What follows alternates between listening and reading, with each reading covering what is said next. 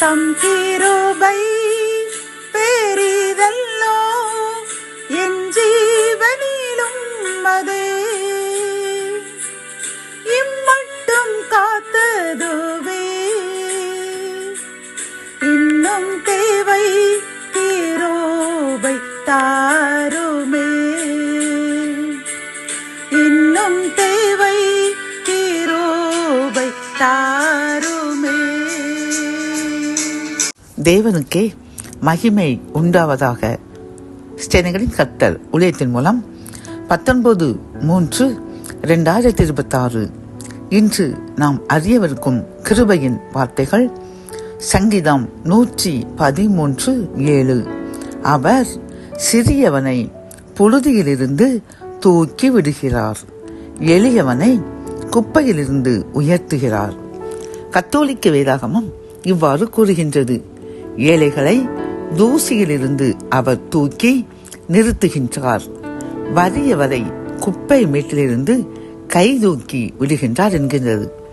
இந்த செய்தி கேட்டுக்கொண்டிருக்கின்ற என் அன்பு சகோதரனே சகோதரியே, கர்த்தர் இன்று நம்மை பார்த்து கூறுகின்றார்.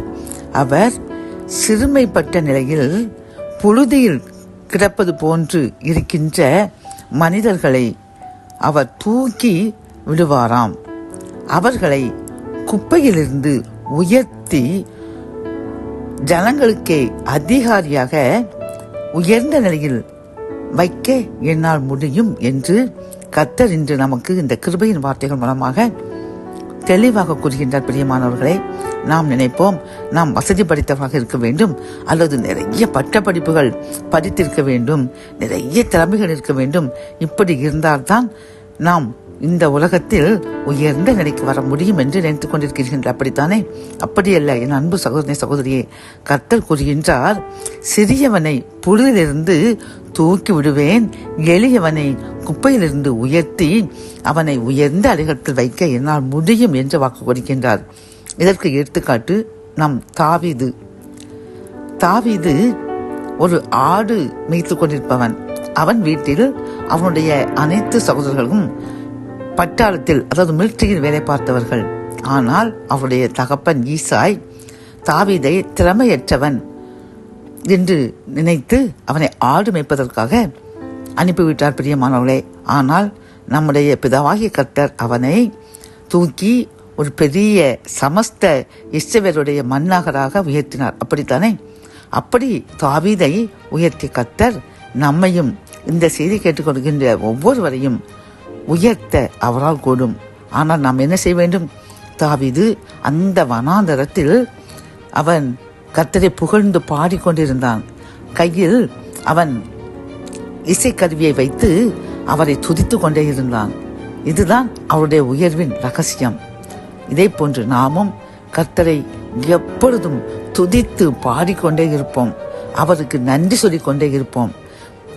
அப்படி நாம் அவரை துதித்து பாடி அவருக்கு தோத்திரங்களை செய்து கொண்டிருக்கும் பொழுது கர்த்தர் நம்மையும் நம் சந்ததிகளையும் தாவீதை உயர்த்தி ஒரு மன்னராக்க அவர் மாற்றினது போன்று நம்மையும் நம் சந்ததிகளையும் உயர்ந்த அடைக்கலத்தில் வைத்து ஆசீர்வதித்து உயர்த்துவார்.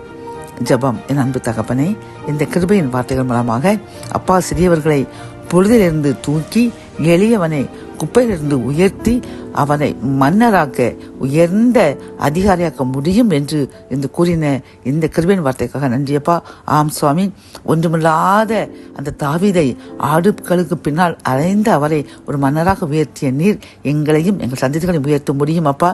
நாங்களும் தாவீதை போன்று எப்பொழுதெல்லாம் நேரம் கிடைக்கின்றதோ அப்பொழுதெல்லாம் நம்மை துதிக்க வேண்டும், பாட வேண்டும், மகிமைப்படுத்த வேண்டும் என்று நாங்கள் நன்கு உணர்ந்து கொண்டோம். இன்றிலிருந்து நாங்கள் அப்படி உம்மை பாடி துதித்து உயர்த்துவோம் என்று யாரெல்லாம் பொருத்தனை செய்கின்றார்களோ அவர்களுக்காக ஜெபிக்கின்றோம். அவர்களையும் ஆசீர்வதிங்க, உயர்த்துங்க. மீட்பர் இயேசுவின் மூலம் ஜெபம் கேளும் நல்ல தகப்பனே. ஆமேன்.